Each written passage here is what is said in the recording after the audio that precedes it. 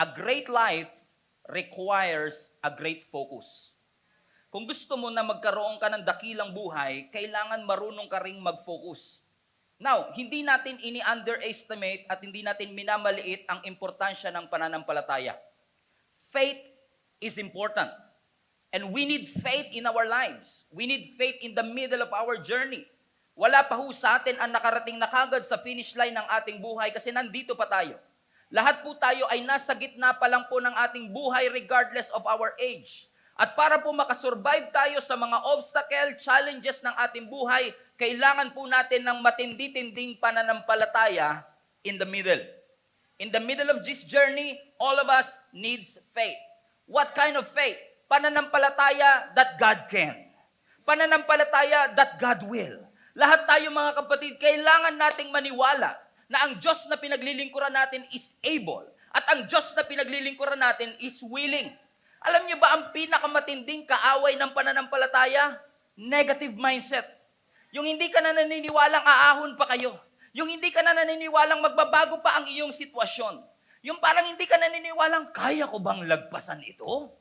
Pero gusto kong ipaalala sa inyo mga kapatid, kahit matulog ka na pagkatapos ito, na hindi porkit hindi mo kaya, hindi ibig sabihin hindi kaya ng Diyos. Yung kaya mo at yung kaya ng Diyos magkaiba. Kaya kailangan nating manampalataya na yes, hindi ko kaya, pero alam kong kaya ng Panginoon. Bakit ko po ito sinasabi? Kasi wala pong exempted sa mga bagyo ng ating buhay. No one is exempted in the storms of our life. Lahat tayo makaka-experience at makaka-receive ng bad news. Lahat tayo matitest. Pwede kang mawalan ng mahal sa buhay. Pwede kang mabetray. Pwede kang madisappoint. Pwede kang malugi. Pwede kang matakot. Pwede kang maging anxious. Pero salamat, ginagamit ng Lord ang mga pagsubok sa ating buhay para tayong lahat ay palakasin. Hindi ka kasi talaga lalago kapag walang struggle. Hindi ka kasi talaga magmamature kung walang resistance. Imagine niyo mga kapatid, kung lahat ng bagay at lahat ng prayer request mo ay madali lang talagang nabibigay ng Lord. Imagine niyo po kung lahat ng prayer natin, as in lahat, once na nag-pray ka, automatic, may LBC mula sa langit na magpapadala ng answered prayer sa atin. It is a dream. Pangarap nating lahat yan. It is great. Ang ganda na kapag nanalangin ka, biglang sumasagot ang Panginoon. Ang problema, magiging mahina ka kapag ganun. Think about it. Magiging mahina ka, kapatid. Kasi ginagamit ng Lord ang mga obstacle ng ating buhay para palakasin ang ating mga pananampalataya. Gusto ko lang pong i-remind ang lahat ng nangihina at gusto nang mag-quit sa mga oras na ito. Mga kapatid, kung ikaw man ay gusto nang sumuko sa mga pagsubok ng iyong buhay, paalala lang, meron kang otoridad na mas malaki doon sa mga obstacle na iyong pinagdadaanan. You have a weapon to overcome this struggle that you are facing. You have a weapon to overcome these troubles that you are facing. Meron kang boses. At hanggat may boses ka, pwede kang kumanta ng papuri sa Panginoon. At hanggat may boses ka, pwede mong ideklara ang lahat ng sinasabi ng salita ng Panginoon. Yung miracle nasa bibig mo na eh. Sabi mo nga sa katabi mo, kapatid, the miracle is already in your mouth. Bubukas mo na lang yan. Kasi kung ano-anong pagmamarites kasi lumalabas eh. O ang ilabas mo dyan, kapatid, yung mga salita ng Panginoon. You have to speak up. And you have to speak with faith. Huwag mong iaalaw na yung mga storm ng buhay mo will silence that voice. You have a voice. And you can always quote the scripture kung anong sinasabi ng salita ng Panginoon so that all of us will be delivered sa lahat ng ating mga pinagdadaanan. Pero salamat mga kapatid, yes, ang pananampalataya ay importante. Pero ang pananampalataya kailangan ng tamang perspective. Distraction is limiting your ability to experience the possibility.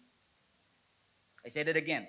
Distraction limits your ability to experience the possibility. The text that we are in, mga kapatid, yung binabasa nating text, ang mga disciple ay nagko-cross sa Sea of Galilee at yung dapat na boat journey, naging test journey. Nararanasan niyo ba minsan yun yung nung nagkaroon ka ng problema, sabi mo, Lord, di mo naman ako in-inform. Ganito pala katindi pagdaday. Yung nag-asawa ka, yung saya-saya mo, Yung parang, yung kasal mo, excited ka.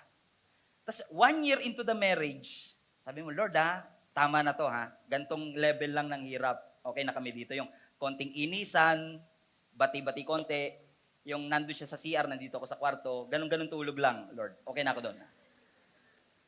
Sabang tumatagal, okay, nagigibang bahay ka na. Lumalayas ka na pag nag-aaway kayo, yung mga ganyan. Parang sabi mo, Lord, ang saya namin dati. Dati pagka nagtatampo yung asawa ko, sabi ko, ang cute ng asawa ko, no, pag nagtatampo. May ganun ka pa, no? Minahal mo siya sa pagiging cute niya. Pero habang tumatagal yung pagsasama, parang sabi mo, parang I did not sign up for this. Parang hindi naman ito yung pinirmahan kong kontrata. Akala ko masaya. Alam niyo, ganyan yung mga disciples. Inutusan lang sila ng Panginoon tumawid ng Sea of Galilee. It was supposed to be a boat journey. Napaka-smooth lang dapat. Pero yung boat journey pala, may test pala yun. Naranasan niyo ba sa school dati, papasok ka lang dapat? Tapos biglang yung teacher mo sabi niya, surprise, may exam tayo ngayon. Tapos kung kailan si ma'am, maraming teacher sa member natin, huwag kayong ma-offend. Pero talaga, magaling din kay Manor Presa yung mga teacher natin, di ba? Yung parang bigla na lang, may test tayo. At kung kailan ka, pansinin niyo to, kung kailan ka hindi nag-review. At kung kailan ka puyat na puyat. Sabi mo parang, isang episode lang talaga, Lord. Isang episode lang talaga, Lord. Naging isang season. Kung kailan ka puyat na puyat, sabi ng teacher mo, may exam tayo. Ganun yung nangyari sa mga disciple Tatawid lang sila, ilang minuto lang Sabi ng scripture, habang sila'y nasa gitna ng Sea of Galilee, umihip ang hangin at ang alon ay lumaki. They did not sign up for this. Na sa sobrang takot nila, sabi ng Bible, lahat sila ay nagsigawan. Nung may nakita silang biglang naglalakad sa ibabaw ng tubig. Now, sabihin ko ba edad ko? 36 years old na po ako. Wala pa akong nakitang tao na naglakad sa tubig. Ang turo sa akin noon, ang tubig, nilalamuyan, hindi nilalakaran. Kaya nakaka-relate ako sa mga disciple kapag ang sinasabi nila, nung nakita, sabi ng Bible, nung nakita nilang naglalakad si Jesus sa tubig, napagkamala nilang multo. Mali nga yun, dapat nga muluan lang, kasi isa lang naman si Lord, di ba? We have one God. Muluan.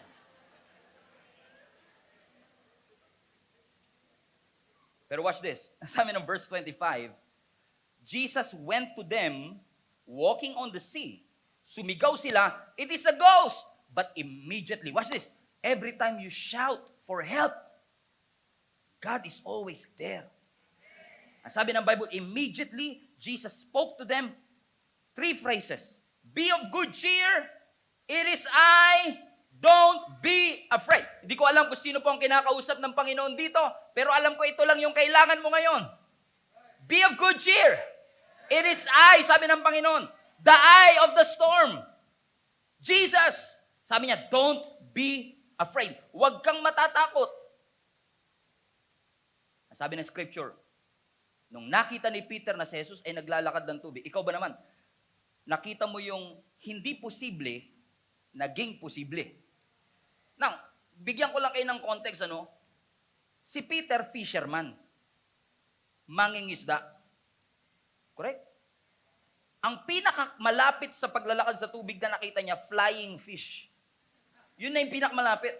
Wala pa siya nakitang naglalakad sa tubig. Kaya nung nakita niya naglalakad si Jesus sa ibabaw ng tubig, natakot ang lahat ng disciple, pero si Peter, ang sabi niya, Lord, kung ikaw talaga yan, hayaan mo kong lumapit sa iyo. Now, dito maraming Christian nagkakaroon ng parang maling connotation. Hindi pinangarap ni Peter na makalakad sa tubig. Ang gusto niya lang makasama si Jesus. Ulitin ko ulit. Marami kasi sa atin masyadong mataas yung pangarap natin, nakafocus ka na sa pangarap mo. Nakalimutan mo na yung presensya ng Panginoon. Kaya pag bumagsak ka, minsan sinisisi mo si Lord, Lord, nasaan ka ba? Sabi ng Lord, di ka naman kasi pinapapunta dyan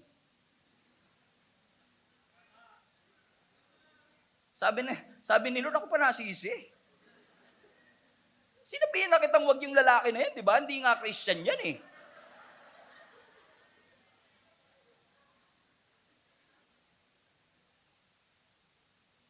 Yung hindi niya inakalang posible, naging posible. Kaya sabi niya, Lord, let me come to you. Let me walk on the water with you. The main motivation of Peter was just to come to Jesus. And I believe if I will interpret, no, para kung yung paraan ng pangungusap sa akin ng Panginoon dito is that, siguro sinasabi ni Peter, Lord, may bagyo dito. The wind was boisterous. The wind was contrary. Hindi ko na kaya to. I want to be in your presence. And I'm sure lahat tayo may ganung mindset, mga kapatid, na kapag may mga pagsubok sa ating buhay, Lord, ayoko na dito. Gusto kong makasama na lang kita. Ang sabi ng scripture, nung sinabi niyang, Lord, let me come to you on the water, ang sabi ni Jesus, come. One word, lumapit ka. Ang sabi ng Bible, si Peter, lumabas ng kanyang bangka. Sabi mo nga sa katabi mo, labas-labas din pag may time. Yung lockdown nag-i-ease now, labas-labas din. Ano ibig sabihin nito? Alam niyo ba mga kapatid na yung bangka dito, I believe is a picture of safety. Safe. Comfort zone. Yung bangka dito naniniwala ko is a picture of nakagawian. Normal. Comfort zone. At nagsettle ka na sa bangka mo. Kaya hindi mo maranasan yung imposible. Ang nararanasan mo lang yung normal. Lumulutang sa tubig. Gusto mo bang maranasan yung abnormal? Habang sila nagpapalutang-lutang, si Peter naglalakad. When Jesus invited Peter to walk on water, it was a challenge for Peter to get out of his comfort zone. And when God is asking you to follow me, and when God is asking you, give, kapag sinabi ng Panginoon sa iyong magsimba ka, magbasa ka ng Bible, manalangin ka, hindi lang yan basta utos, challenge siya ng Panginoon to get out of your comfort zone. Masyado ka na kasing busy sa maraming bagay pero wala kang oras sa Kanya. Tapos gusto mo maranasan yung abnormal? Sabi ng Panginoon, come, I want you. Sabi ng scripture, umakbang si Peter palabas ng bangka. Alam niyo, natutuwa ako, binabasa ko ito, sabi ko, Lord, salamat sa word mo sa Gia Kamanaba. Na ang mga tiyaga Gia Kamanaba hindi lang pang bangka, pang eroplano pa. Hallelujah. Bakit? Kasi may mga global family tayo all across the world, mga kapatid. Amen. Comment nyo nga sa comment section kung kayo ay kailangan mag-eroplano pa papunta dyan. Marikina, Baliches. Sabi mo sa katabi mo, hindi ka lang pang bangka. Pero ang sabi ng scripture, verse 30, habang si Peter ay naglalakad sa tubig, nung nakita niya yung hangin, di ko alam kung paano nangyari yun kasi yung hangin di ko pa nakikita. Pero siguro nakita niya yung epekto ng hangin. Nung nakita niya yung epekto ng hangin, na yung hangin ay boisterous, he became afraid. Natakot siya. At nung natakot siya, he began to sink. And he cried out, Lord, save me.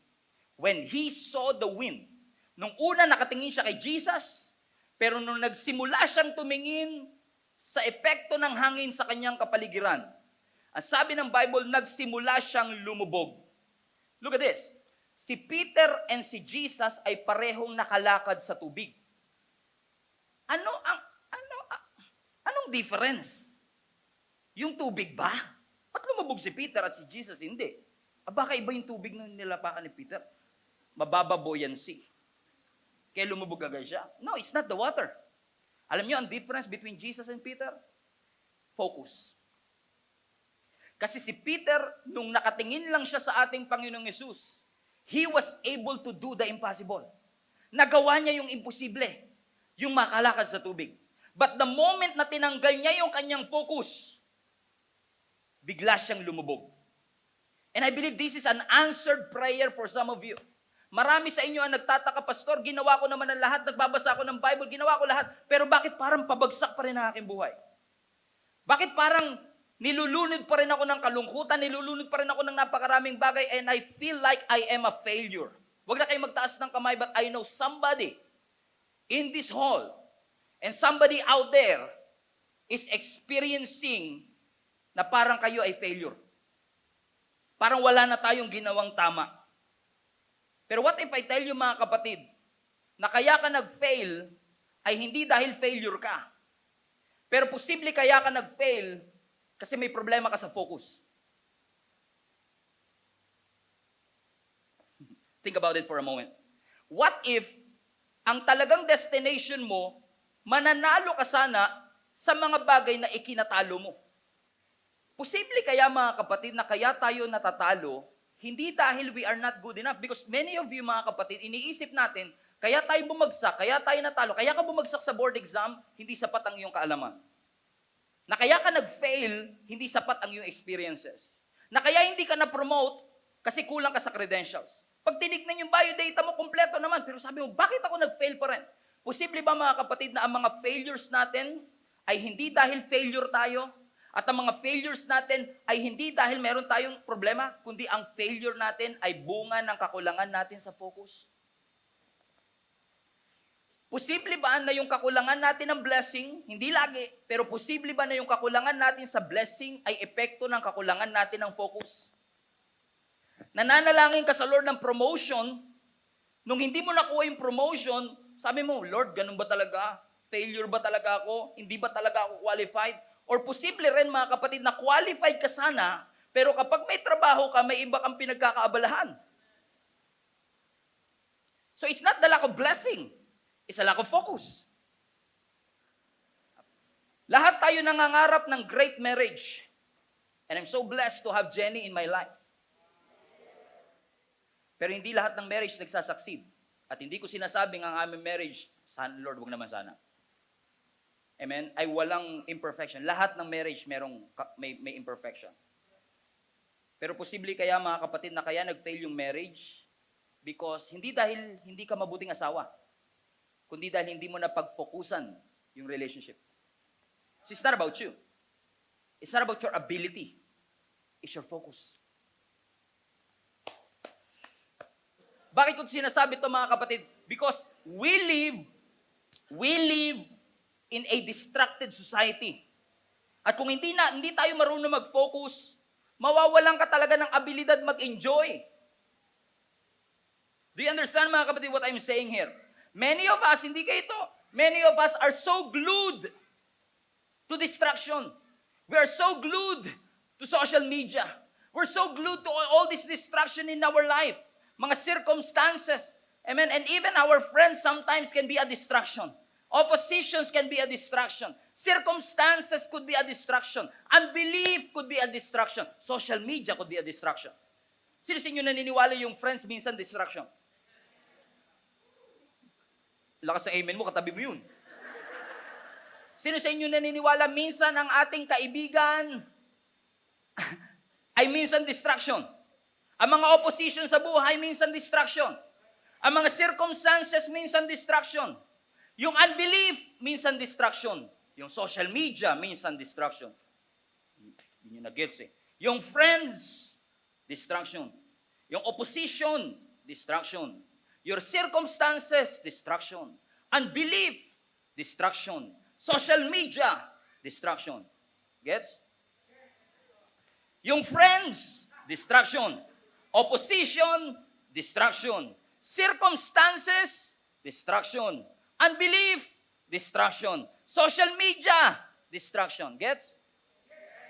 Yung friends, letter F, distraction. Yung opposition, letter O, distraction. Yung circumstances, letter C, distraction. Yung unbelief, distraction. Yung social media, distraction. Focus!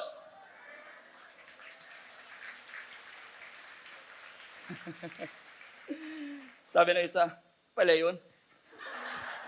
Kailang ulit pa. Bakit ko sinasabi ito mga kapatid? You cannot walk on water distracted. If you want to walk on water, you have to focus because focus is a weapon. There are a lot of things that are beyond our control. Hindi mo makokontrol, pero yung kaya mong kontrolin yung focus mo. Marami sa atin na distract tayo ng maraming bagay because of this turmoil that is happening in our life. But right now is a special season for Gia Kamanaba. May reminder ang Panginoon sa atin. Focus. What do you really want to happen in your spiritual journey? Focus. Ano ang gusto mo mangyari sa iyong pamilya?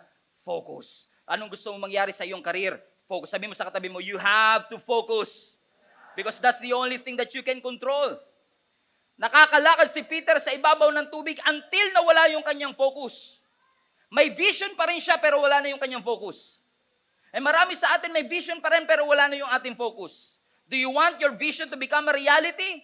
Don't lose your focus.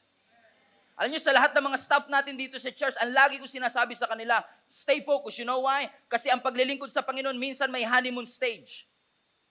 Sa una parang exciting. Masaya. Pero habang tumatagal, mas papunta sa exciting part, syempre. Habang tumatagal, may mga challenges, may mga opposition, may panghihina, may pagkapagod. There are a lot of crying nights and sleepless nights. But you have to stay focused. Ang sabi ng Colossians 3, set your minds on things above. Focus. Ang sabi ng Philippians 4, let your eyes look directly ahead. Focus.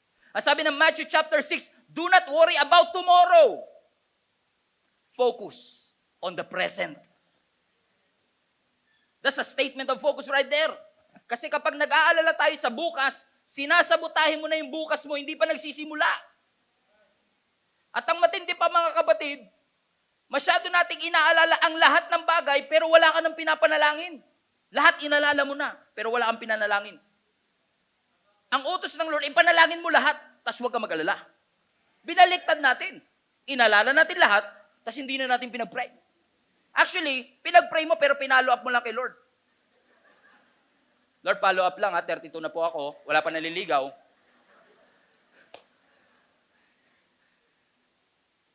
Kaya yung mga single na mga babae dito, huwag kayong maghahanap ng playboy.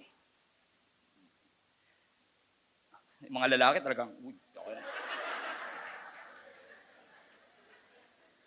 Ang hanapin nyo, huwag playboy. Ang hanapin ng mga babae, prayboy. Amen. Hallelujah. Yung mga marunong manalangin. Ang sabi ng Hebrews 12, let us fix our eyes to Jesus, the author and the finisher of our faith. Kailangan mong maging mapili sa mga bagay na paglalaanan mo ng pansin. Hindi lahat ng bagay deserve ng iyong attention. Hindi lahat ng bagay deserve ng iyong focus. You have to choose what you listen to. And you have to choose who you listen to. It matters. Yung mga pinapalaki mo, it matters. So choose who you magnify. Ang sabi ng Psalms 34 verse 1, magnify the Lord with me. So sino dapat ang minag-magnify? Yung problema ba? Yung suliranin ba? Yung takot ba? Yung anxiety ba? Hindi sinabi ng magnify your anxiety. Ang sabi, magnify the Lord. E ang tanong, malaki na si Lord, ba't mo pa ma-magnify? Ang mga minamagnify lang natin yung maliliit, di ba? Eh si Lord malaki na, ba't pa kailangan i-magnify? Hindi natin minamagnify si Lord kasi maliit si Lord. Minamagnify mo siya kasi maliit tingin mo kay Lord. Kaya kailangan mong turuan ang iyong sarili na every time may problema, yung namamagnify mo, yung tinututukan mo na magnifying glass problema, sabi ng Lord, magnify the Lord. Ang palakihin mo sa iyong puso ay yung kapangyarihan ng ating Panginoon. You have to choose. Kailangan mo mamili kung sino ang paglalaanan mo ng pansin. Kasi not everything in your life you can control. Naalala ko yung mga Israelites, nung sila ay inutusan ni Moses na magpunta ng lupang pangako para mag-espiya. Do you remember the story? After 40 days, bumalik sila, iba-iba yung kanilang report. Tignan nyo to. Ang sabi ng Numbers chapter 13, verse 25. Are you still with me? Ang sabi ng verse 25, after exploring the land for 40 days, the man returned to Moses, Aaron, and the whole community of Israel at Kadesh in the wilderness of Paran. They reported to the whole community that they had seen. Everybody say seen. So nakita nila. Right? They had seen and showed them the fruit that they had taken from the land. So nakita nila may bunga. At yung bunga malaki. Pero hindi lahat na nakikita mo na pagpofokusan mo, di ba? Tingnan nyo, verse 27. This was the report to Moses. We entered the land you sent us to explore. It is indeed bountiful country, a land flowing with milk and honey, and here is the kind of fruit it produces. Verse 28. But, lahat nung, kahit gano'ng kaganda yung sinabi niya nung una, pag may but na yan, wala na lahat yan. Ninenegate niya lahat ng sinabi niya. Ay, may sinabihan ka, ang ganda mo, pero, alam mo, love na love kita, pero, parang, ang ganda ng lupa, but the people living there are powerful, their towns are large, their towns are fortified. We even saw the giants there, the descendants of Anak. Verse 29, the Amalekites live in the Negev. The Hittites, Jebusites, Amorites, Parasites live in the hill country. The Canaanites live along the coast of Mediterranean Sea and along the Jordan Valley. But Caleb, hallelujah, tried to quiet the people as they stood before Moses. Let us go at once to take the land. We can certainly conquer it. Grabe, nakakatuwa si Caleb, no? Habang lahat negative, sabi, hindi, kaya natin to. How many among you are praying for Caleb's spirit? Habang lahat nagre-reklamo at nakakita ng negative, nandun ka para sabihin, hindi, malaki ang Diyos natin. Verse 31, ito na. Kapag talaga positive thinking ka, may mga ano talaga eh. Verse 31. But the other men who had explored the land with him disagreed. Saan ba ito napunta? We cannot go up against them. They are stronger than we are. So they spread this bad report. Hindi ka na nakonte. Pansinin yung mga negatibo talaga, hindi na nakontento sa kanila na lang, no? Kinakalat pa talaga nila yung kanegahan nila, no? So they spread the bad report among the land, among the Israelites. The land we traveled through and explored will devour anyone who goes to live there. All the people we saw were huge. Yung nakita ng iba, ang laki ng prutas. Yung nakita ng iba, ang laki ng higante, ng kalaban. Verse 33, we even saw the giants there, the descendants of Anak next to them. We felt like grasshopper. That's what they thought too. Tingnan nyo to ha. They saw the same thing, pero magkaiba yung kanilang interpretation. So, it's not a problem really of what you see. It's a problem of what you focus on. I say that again. Most of the problems that we are facing, most of the fear that you experience, it's not really about what you see, but what you focus on. Hindi natin sinasabing pag may problema, huwag pansinin. Ang sinasabi natin, pag may problema, ibahin yung focus. We don't underestimate, we don't deny the problem, but we are saying, kung malaki ang problema, mas malaki ang Diyos. Kung malaki ang kasalanan, mas malaki ang kapatawaran ng Panginoon. Kung mas matindi ang sakit, mas magaling na doktor ang ating Panginoon. Hindi natin sinasabing, wala akong sakit, wala akong sakit, wala akong sakit. Hindi faith yan, kasi nungalingan yun. And tayo sa religious circle, ang galing natin sa ganyan, may sakit na tayo, wala po akong sakit. Glory to God. May sakit ka! Pero naniniwala ka lang, mas matindi yung nagpapagaling na Diyos sa'yo. Kasi meron kang pananampalataya that God will heal you. Do you understand, mga kapatid? So it's not really the problem of what you see. It is a problem of what you focus on. Marami sa atin, malaki ang pananampalataya pero walang focus. Marami sa atin, merong talento pero walang focus. But it is high time for us as a church to be reminded, mga kapatid, that whatever we are facing, whoever is in front of us, kahit gano'ng katindi ang giant, kahit gano'ng katibay ang walls, meron tayong Diyos na mas mataas, mas malakas, at mas malaki.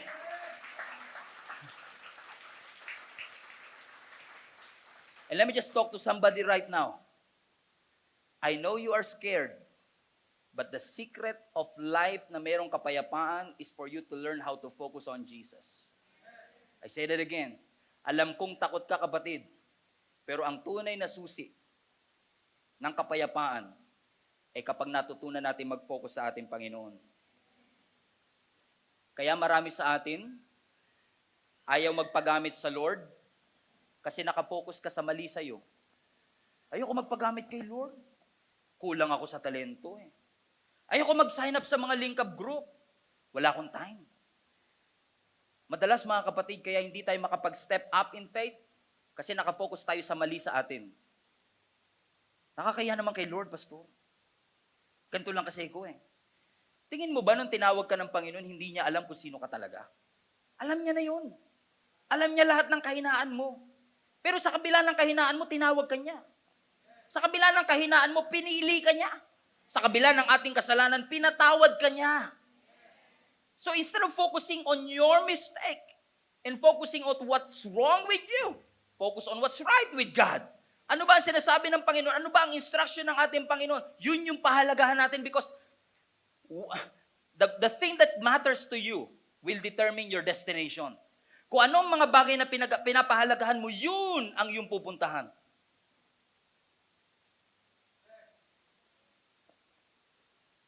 Right? tanongin mo yung katabi mo, ano ba mahalaga sa'yo talaga? Ayaw mo tanongin din, di ba? Ako din, parang tagilid din yata ako dito, Pastor. Ako din, parang ganun eh. Di ko na nga alam eh. Pero, kailangan mo mamili, kapatid. Naalala nyo si Nehemiah, nung ginagawa nila yung Jericho Wall, in-invite siya, may message ako dito saying no to oh no. Habang umakyat siya si Nehemiah, kinoconstruct nila yung Jerusalem Wall. Si Sanballat, Tobiah at Geshem nilapitan siya, nagpadala ng mensahe, punta ka dito, sa oh no, kailangan ka namin. Ang sabi ni Nehemiah, Nehemiah chapter 6, I'm doing a great work and I cannot come down. Masyadong mahalaga yung pinagpopokusan ko ngayon para pumunta dyan. Ang sabi nila, emergency, emergency. No, I'm doing a great work and I will not come down. Posible kasi yung mga emergency natin, distraction lang talaga. Do you understand, mga kapatid? Sabi niya, I'm doing a great work and I will not come down. Balik tayo kay Peter. Nung si Peter, finix niya yung kanyang mata sa ating Panginoon, nagawa niya yung imposible. Pero the moment na tumingin siya sa symptoms, circumstance, bank account, problema sa pamilya, ang sabi ng scripture, nagsimula siyang lumubog. Pumasok ang takot kasi mas na-magnify niya at pinalaki niya yung problema kaysa sa ating Panginoon. Basic lang, no? Pero hindi natin talaga nagagawa. Basic lang, ano? Pero minsan distracted. In fact, habang nakikinig ka ngayon, distracted ka eh. Social media. Basta may nag-message. I believe, mga kapatid, as I close, nung sabi ng scripture, nung lumubog si Peter, Jesus came to the rescue. Hinabol siya ng Panginoon, inalalayan siya ng ating Panginoon, at siya ay nakaahon. Which made me realize, mga kapatid, alam mo kung tayo ay nasa sitwasyon na ganun, kung i-interpret ko lang sa normal na sitwasyon ng ating buhay, anong ginagawa natin pag nakakaranas tayo ng mga pagsubok? Di ba sabihin natin, Lord, ilabas mo ko sa pagsubok. Lord, ilabas mo ko dito sa financial problem namin. Iba nga, extreme eh. Lord, ilabas mo ko dito sa asawa ko talaga. Lord, ilabas mo ko sa utang na to. Lord, ilabas mo na ako dito sa scam na to. Gusto natin, Lord, ilabas mo na ako. Ilabas mo na ako. What if, instead na mag-pray ka na ilabas ka ng Lord, ipag-pray mo na pumasok siya sa sitwasyon ng iyong buhay? Siya yung sumakay sa sitwasyon mo.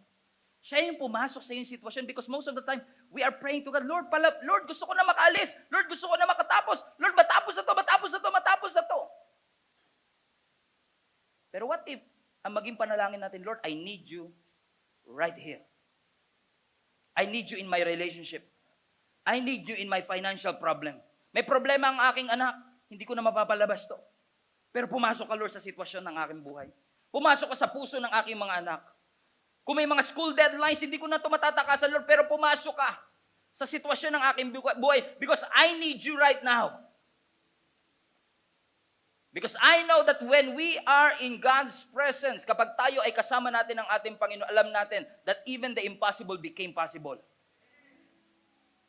Kapatid, let me just say this to you. With all humility, hindi mo yan kaya mag-isa.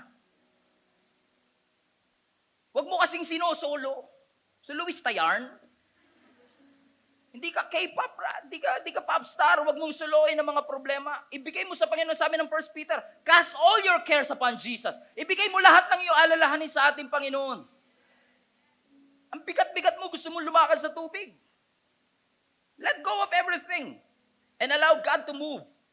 And instead of praying, Lord, baguhin mo nga yung sitwasyon ko. Lord, baguhin mo na lang ako. Kasi minsan ginagamit ng Lord ang mga bagay na ito para palakasin tayo. Gusto ka ng Lord gawing fireproof. So wag ka na magtaka pag dumadaan ka sa apoy. Paano ka matitesting na maging fireproof kung hindi ka dadaan sa apoy? Dadaan ka talaga, Brad. May mga pagkakataon talaga may bagyong daraan sa buhay mo. May mga setback sa karir, dadating yan. Mawawalan ka ng project, darating yan. Mawawalan ka ng trabaho, darating yan. Magkakaproblema sa pamilya, darating yan. Darating yan. Pero ang maganda, kahit dumating yan, hindi ka soloist. Hindi ka soloista. Kasi alam mong kasama mo ang Panginoon. So sabi ni Lord, help me, save me, save me Lord, save me Lord. Sabi ng Lord, invite mo kaya ako? Invite mo kaya ako sa sitwasyon? Kaya kahirap na hirap wala ako eh. Pinalayas mo ako eh. Dinidisiplina ka, tinakasan mo yung disiplina kasi. Tinitest ka, tinakasan mo yung test. Tinuloy mo pa yung ginawa mo ng grade 1 to grade 6. Sabi ng Lord, sabi ni Peter rather, Lord, let me come to you on the water. And Jesus said, come. The main motivation is to be in the presence of the Lord. Ang sabi ng scripture, nung nagsalita ang ating Panginoong Yesus, Shalom, be still. Ang sabi ng scripture, yung langit, yung ulap o yung bagyo, at yung hangin, tumila, huminto. Alam mo kung makakapagsalita lang yung hangin, nang sinabi ni Jesus, stop! Shalom! Okay, boss. No problem. Ikaw ang masusunod. When Jesus spoke, even the storm surrendered to Him. Even the winds follow Jesus. Even the waves follow Jesus. Bakit mga kapatid? He is omnipotent. Makapangyarihan yung Diyos mo. Ano sabi ng scripture? If God is for you, who can be against you? Discouraged ka ba? Fix your eyes on Jesus. Takot ka ba? Fix your eyes on Jesus. May problema ba? Fix your eyes on Jesus. Meron bang setback sa buhay? Fix your eyes on Jesus. May problema ba sa relationship? Fix your eyes on Jesus. Because we believe, mga kapatid, as long as we focus on His presence and we focus on Him, alam natin, mga kapatid, na nandyan siya lagi to the rescue. Dumating man ang pagbagsak, nandyan siya para tayo sagupin. Stop being glued to distraction and start focusing on your Savior, Jesus Christ. And I tell you this, you will experience something that you've never experienced before. You will be in places that you've never stepped foot before kasi alam natin kasama natin ang ating Panginoon. Can we just stand to our feet?